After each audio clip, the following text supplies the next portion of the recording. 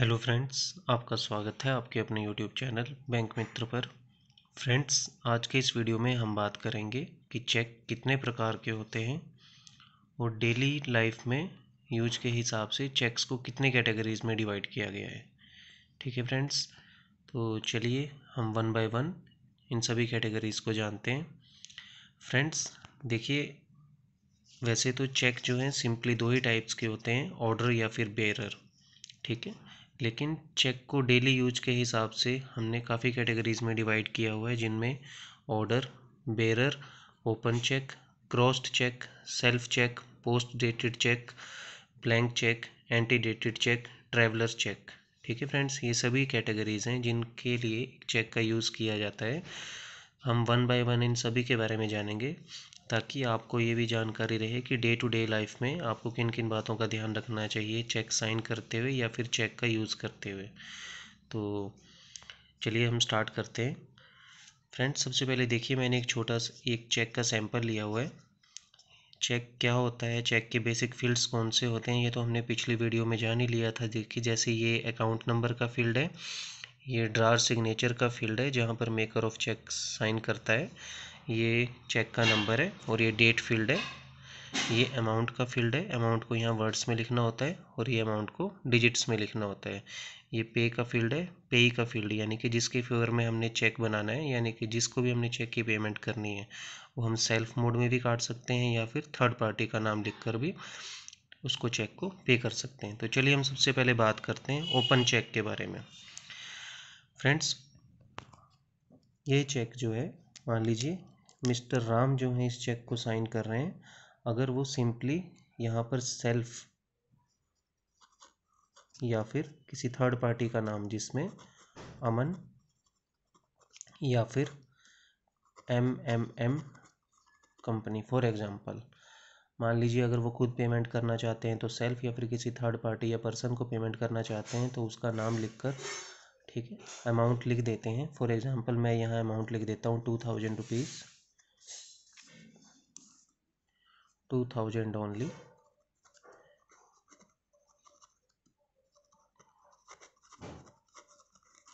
साथ ही मान लीजिए मैं आज का यहाँ डेट लिख देता हूँ, जैसे फॉर एग्जांपल आज यहाँ डेट है 20/3/2022। अब फ्रेंड्स, इस चेक को दोनों मोड में ही यूज़ किया जा सकता है, या तो इस चेक को कैश मोड में यूज़ किया जा सकता है या फिर ट्रांसफ़र मोड में यूज किया जा सकता है। ठीक है, इस केस में इस चेक को मैं सिंपली ओपन चेक कहूँगा। ठीक है फ्रेंड्स, ओपन चेक ऐसा चेक है जिसको कैश या फिर ट्रांसफ़र दोनों मोड्स में ही यूज किया जा सकता है। ठीक है फ्रेंड्स, अब हम चलते हैं अगली कैटेगरी की तरफ, ऑर्डर चेक। ठीक है, ऑर्डर चेक क्या होता है? ऑर्डर चेक फ्रेंड्स एक ऐसा चेक है जिसको स्ट्रिक्टली जो मेकर ऑफ चेक है बैंक को डायरेक्ट करता है कि आपने स्ट्रिक्टली उसी पर्सन को यह चेक पे करना है जिसका कि नाम चेक के ऊपर लिखा हुआ है। ठीक है, मान लीजिए, देखिए इस केस में अगर ये चेक यहाँ सेल्फ लिखा हुआ है तो मिस्टर राम जो स्ट्रिक्टली बैंक को डायरेक्ट कर रहे हैं कि ये पेमेंट जो है सिर्फ और सिर्फ मुझे दी जानी चाहिए। और अगर मान लीजिए यहाँ पर अमन का नाम लिखा हुआ है तो मिस्टर राम जो है बैंक को डायरेक्ट कर रहे हैं कि ये पेमेंट जो है स्ट्रिक्टली मिस्टर अमन को ही दी जानी चाहिए। ठीक है, अमन को अब कैश या फिर ट्रांसफ़र दोनों मोड्स में ये पेमेंट की जा सकती है। ठीक है फ्रेंड्स, अब ट्रांसफ़र मोड में हम आगे डिस्कस करेंगे। मिस्टर अमन जो है यानी कि इस चेक को कैश या फिर ट्रांसफ़र दोनों मोड में पे करा सकते हैं। अब जो है बैंक जो है, जब मिस्टर अमन जो है इस चेक को बैंक में प्रेजेंट करेंगे, बैंक जो है अपने बिहाफ पर मिस्टर अमन को आइडेंटिफाई करेगा उनको पेमेंट करने से पहले, और ये बैंक का राइट है। आप एज ए कस्टमर आप बैंक को रिफ्यूज़ नहीं कर सकते हैं। बैंक जब तक आपकी आइडेंटिटी से सर्टिफाई या फिर एश्योर नहीं हो जाएगा, आपको पेमेंट बैंक नहीं करेगा। ठीक है फ्रेंड्स, इसके लिए ऑर्डर चेक के बिहाफ पर मिस्टर राम जो है बैंक को डायरेक्ट कर रहे हैं कि आप मुझे या फिर अमन को ये पेमेंट कर दीजिए, स्ट्रिक्टली अमन को ही ये पेमेंट होनी चाहिए। इसके लिए मैं क्या करेंगे, मिस्टर राम जो है चेक के बैक साइड पर एक साइन कुछ इस तरीके से कर देंगे और अमन के सिग्नेचर्स यहाँ पर करवा लेंगे। अब ये बैंक को कह रहे हैं कि आपने अमन को पेमेंट करना है, जिसके सिग्नेचर्स मैंने कुछ इस तरह से अटेस्ट किए हुए हैं। अब मिस्टर अमन जो है जब इस चेक को लेकर बैंक में जाएंगे तो बैंक जो है मिस्टर अमन के आइडेंटिटी प्रूफ वेरीफाई कर लेगा और साथ में उनके बैक साइड पर सिग्नेचर्स जो हैं वो करवाएगा, ताकि बैंक को यह वेरीफाई हो जाए मिस्टर अमन वही हैं जिनके सिग्नेचर्स को मिस्टर राम यानी कि मेकर ऑफ चेक ने अटेस्ट किया हुआ है। ठीक है फ्रेंड्स, तो अब हम चलते हैं अगली कैटेगरी की तरफ, जिसको बोलते हैं बेरर चेक। ठीक है फ्रेंड्स, बेरर चेक के केस में फ्रेंड्स यहाँ पर और ऑर्डर की जगह और बेरर लिखा होता है। बेरर का मीनिंग है फ्रेंड्स, इस चेक को मिस्टर राम खुद या फिर अमन जिसके नाम पर ये चेक काटा गया है, या फिर कोई भी पर्सन जिसके हाथ में ये चेक है, वो अगर इस चेक को बैंक में लेकर आएगा तो बैंक जो है उसको ये पेमेंट कर देगा। इस केस में ऐसा ज़रूरी नहीं है कि जिसके नाम पर ये चेक काटा गया है बैंक उसी को पेमेंट करेगा। जो भी पर्सन इस चेक को लेकर बैंक में प्रेजेंट होगा, बैंक ये पेमेंट उस पर्सन को कर देगा। ठीक है फ्रेंड्स, अब देखने वाली बात यह है कि ये बैंक का राइट है कि वो जिस भी पर्सन को पेमेंट कर रहा है, यानी कि मिस्टर अमन के अलावा अगर मिस्टर रवि फॉर एग्जांपल इस चेक को लेकर बैंक में प्रेजेंट होते हैं, तो बैंक जो है उनकी आइडेंटिटी को वेरीफाई करके, उनके आईडी प्रूफ वगैरह चेक करके तभी उन्हें पेमेंट करेगा, कैश या फिर ट्रांसफ़र मोड में। ठीक है फ्रेंड्स, अब हम बात करते हैं कि अगर ऑर्डर चेक को हम बेरर चेक को अगर ऑर्डर चेक में कन्वर्ट करना चाहते हैं, यानी कि मिस्टर राम चाहते हैं कि अगर जो है मेरा जो बेरर चेक है वो सिर्फ और सिर्फ ऑर्डर मोड में पे किया जाए, या फिर स्ट्रिक्टली उस पर्सन को पे किया जाए जिसका नाम मैंने चेक के ऊपर लिखा हुआ है, तो उस केस में वो बेरर वर्ड को कुछ ऐसे क्रॉस कर देंगे और उस केस में ये चेक जो है ऑर्डर चेक बन जाएगा। ठीक है फ्रेंड्स, अब हम चलते हैं अगली कैटेगरी की तरफ, क्रॉस्ड चेक की तरफ। ठीक है, क्रॉस्ड चेक का मीनिंग होता है, अगर मैं मिस्टर राम जो है चाहते हैं कि ये चेक जो है सिर्फ अकाउंट पे मोड में पे किया जाए, तो वो क्या करेंगे, इस चेक को कुछ इस तरह से दो पैरेलल लाइंस लगाएंगे। ठीक है फ्रेंड्स, और या तो वो इन पैरेलल लाइंस को नॉर्मली लगाएंगे या फिर दो पैरेलल लाइंस लगा के यहाँ पर लिख देंगे अकाउंट पे। ठीक है फ्रेंड्स, या फिर वो दो पैरेलल लाइंस के बीच में लिख देंगे एंड कंपनी। ठीक है फ्रेंड्स, तो इस केस में ये चेक है सिर्फ और सिर्फ ट्रांसफ़र मोड में ही, यानी कि बेनिफिशियरी के अकाउंट में ही पे किया जाएगा। ठीक है फ्रेंड्स, अगर अब इन दो यहाँ पर नोट करने वाली बात यह है कि अगर तो mister Ram simple plain parallel lines लगाते हैं, उस केस में जो भी पर्सन इस चेक को लेकर बैंक में प्रेजेंट हो जाएगा, तो डिपेंडिंग ऑन ऑर्डर और बेरर चेक, ये चेक जो है उन पर्सन के अकाउंट में पे कर दिया जाएगा। अगर जो है मिस्टर राम जो हैं पैरेलल लाइंस के बीच में अकाउंट पे वर्ड का यूज़ करते हैं, तो इस केस में यह चेक जो है सिर्फ और सिर्फ उस पर्सन के अकाउंट में पे किया जाएगा जिसका नाम चेक के ऊपर लिखा गया है। यानी कि अगर मिस्टर अमन का चेक के नाम पर यह चेक काटा गया है, तो यह पेमेंट जो सिर्फ और सिर्फ मिस्टर अमन के अकाउंट में ही पे की जाएगी। ठीक है, इन केस अगर यहाँ पर पैरेलल लाइंस के बीच में अकाउंट पे ही लिखा गया है, और इस केस में एंड सीओ यानी कि कंपनी का यानी कि बैंक का नाम लिखा गया है, तो ये चेक जो है स्ट्रिक्टली बैंक के अकाउंट में पे किया जाएगा for some intra bank payment, या फिर किसी टैक्स पेमेंट या फिर क्लियरिंग पर्पस के लिए। ठीक है फ्रेंड्स, अब हम चलते हैं अगली कैटेगरी की तरफ, कैंसल्ड चेक। देखिए friends, cancelled cheque, normal cheque या कैंसल्ड चेक तब बन जाता है अगर हम इस चेक के सेंटर में ऐसे दो पैरेलल लाइंस लगाकर इनके बीच में अगर कैंसल्ड वर्ड यूज़ कर देते हैं। ठीक है, उस केस में इसको कैंसल। ठीक है फ्रेंड्स, इस केस में ये नॉर्मल चेक जो है ये कैंसल चेक बन जाएगा।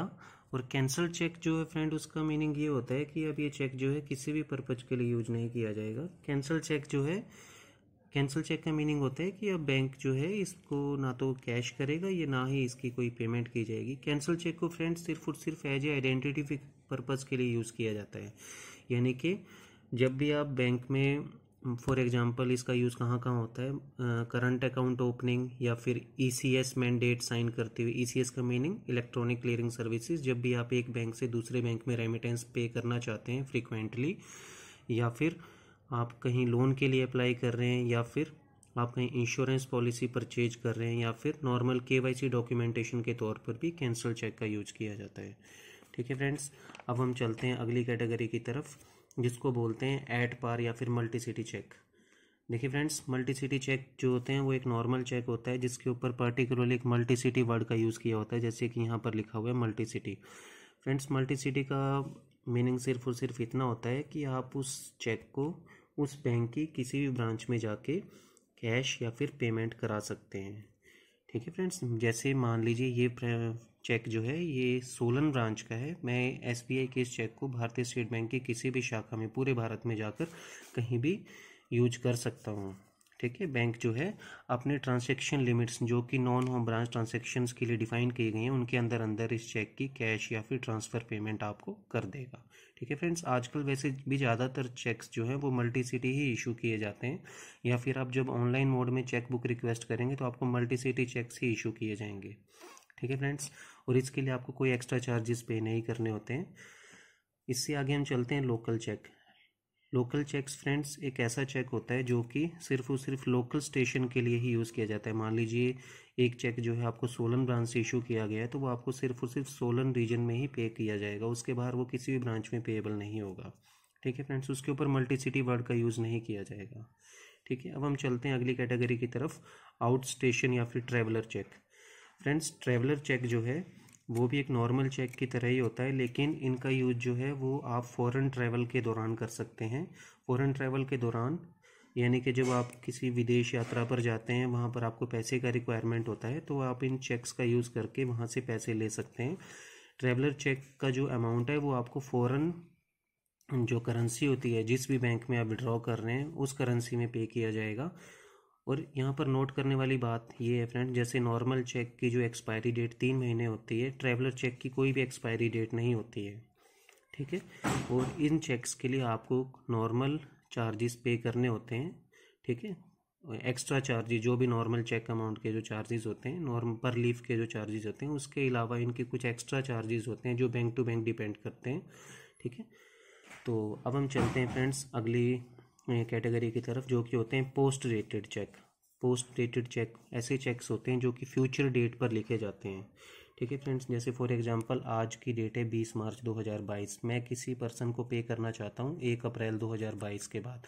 ठीक है, तो उस केस में मैं यहाँ डेट लिख दूँगा 1 अप्रैल 2022, मैं इस डेट की जगह ये डेट लिख दूँगा। ठीक है, मैं यानी कि आज से कुछ दिन बाद चाहता हूँ कि इस कस्टमर को पेमेंट करनी है मुझे, तो उस केस में मैं इस चेक को पोस्ट डेटेड चेक कहूँगा। जो इस चेक की पेमेंट है उस केस में सिर्फ और सिर्फ 1 अप्रैल 2022 या फिर इसके बाद 90 दिन तक ही की जा सकेगी। अब हम चलते हैं फ्रेंड्स अगली कैटेगरी की तरफ जिसको बोलते हैं anti dated check. Anti dated check को फ्रेंड्स स्टेल चेक भी कहते हैं। स्टेल चेक फ्रेंड ऐसा चेक है जिसकी की डेट निकल चुकी है, यानी कि जो पिछली डेट का चेक है। ठीक है फ्रेंड्स, यानी कि आज की डेट से पहले काटा गया। मान लीजिए ये चेक जो है 20 तारीख को 20 मार्च से 2000 से पहले उसकी डेट है। अब हम चलते हैं फ्रेंड्स अगली कैटेगरी की तरफ जिसको बोलते हैं bearer check. Bearer check friend एक ऐसा चेक है जिसको बैंक जो है लोकल पेमेंट के लिए इशू करता है। इसको सिर्फ और सिर्फ जो है उसी रीजन में पे किया जा सकता है जहां पर आप इस चेक को बनवाते हैं। मान लीजिए आपने कहीं लोकल पेमेंट करनी है, फॉर एग्जांपल आपने बिजली का बिल पे करना है और उसे ड्राफ्ट मोड में पे करना है, तो बैंक इस केस में आपको एक बैंकर चेक बना देगा। बैंकर चेक फ्रेंड उसी ब्रांच में पे किया जाता है जिस ब्रांच से वो चेक आपको इशू किया जाता है। ठीक है फ्रेंड्स, तो फ्रेंड्स उम्मीद करता हूँ आपको सभी जानकारी जो है अच्छे से समझ आ गई होगी। तो आज की वीडियो को हम यहीं समाप्त करते हैं। अगर आप इसी तरह के बैंक से रिलेटेड इन्फॉर्मेशन जानना चाहते हैं तो प्लीज़ हमारे चैनल को लाइक शेयर एंड सब्सक्राइब कर दीजिए। Thank you.